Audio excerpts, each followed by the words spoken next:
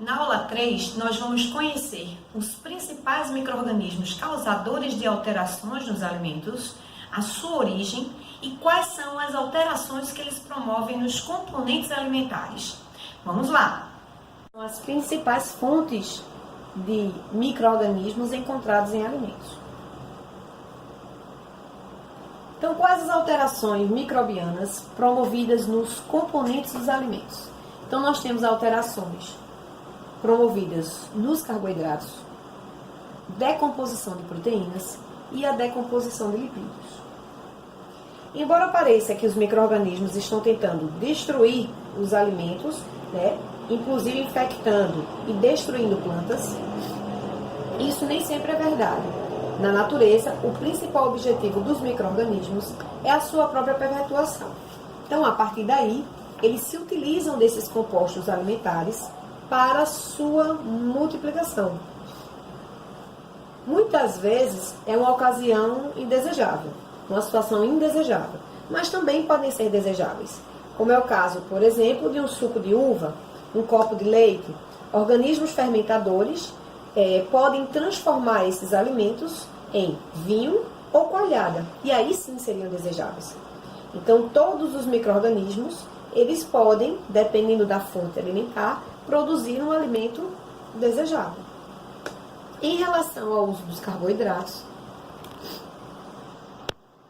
esses organismos, eles utilizam-se do carboidrato, utilizam o carboidrato como substrato, como fonte de energia, e aí produzem alterações no alimento capazes de transformar os compostos desse alimento, muitas vezes, de mais fácil digestão.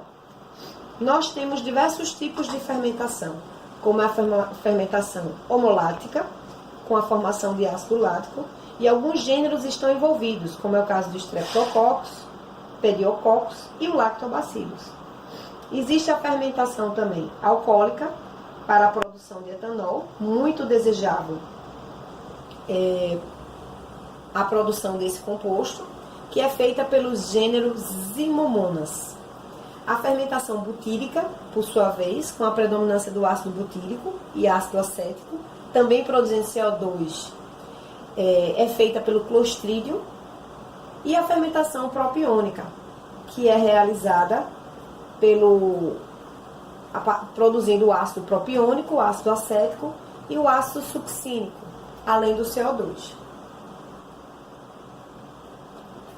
Esses são gêneros envolvidos com a fermentação de carboidratos e produção de compostos desejáveis ou não. Um importante teste para a decomposição das gorduras é você colocar a temperatura ambiente, a 28 graus aproximadamente, duas amostras, sendo uma de queijo gorduroso e a outra de óleo de soja. O que a gente pode observar é que as duas amostras podem modificar ao longo do tempo, porque pode ocorrer a decomposição tanto pela presença dos micro-organismos no ar, como também pela presença do oxigênio, que vai acelerar a reação, e a temperatura, que também é elevada. É importante que essas análises sejam feitas, que a gente possa comprovar a existência desses micro-organismos e a sua decomposição sobre os compostos dos alimentos. E aí tomam importância o uso dos métodos de conservação para a garantia de qualidade desses produtos alimentares. Agora chegou sua vez, aluno. Vá realizar as atividades do nosso ambiente e bons estudos. Aula 3. Alterações microbianas sobre as substâncias dos alimentos. O objetivo da aula é que você aprenda sobre os principais micro-organismos encontrados nos alimentos, sua fonte de origem e como eles atuam sobre as substâncias nos alimentos. Então, alterações microbianas em alimentos. Os micro-organismos no alimento podem causar alterações chamadas de desejáveis, quando são benéficos, pois modificam características originais do alimento de forma a obter-se um novo produto, como é o caso dos micro-organismos utilizados na fabricação de pães, queijos, vinhos, cervejas, entre outros.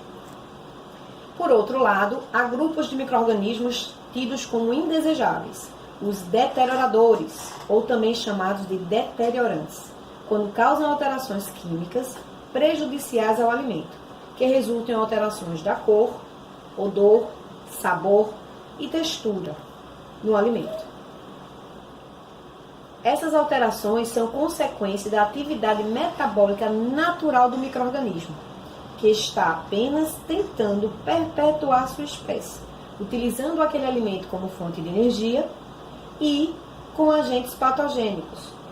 É o último grupo, o grupo dos patogênicos, que quando presentes nos alimentos podem também representar riscos à saúde. Aqui na imagem nós podemos ver diversos alimentos alterados por micro-organismos. Podemos ver frutas alteradas por fungos, carnes alteradas por bactérias, parasitas presentes também em alimentos. Então, esses organismos, eles podem deteriorar os alimentos de modo inadequado. Onde é que nós encontramos, então, esses micro-organismos? Os micro-organismos, eles podem estar presentes no solo, no ar e na poeira, no trato gastrointestinal de seres humanos, nos manipuladores de alimentos e também no solo e na água. Os micro-organismos encontrados no solo e na água são basicamente os mesmos. Nós temos também no ar micro-organismos que estão no ar que são importantíssimos, mas também na poeira, em suspensão, como é o caso dos bacilos, o citrobacter, o clostridium, enterobacter, proteus, pseudomonas, penicillium, fusarium. Em plantas e derivados, nós temos micro-organismos muito importantes também, como os lactobacilos, o leuconostoque,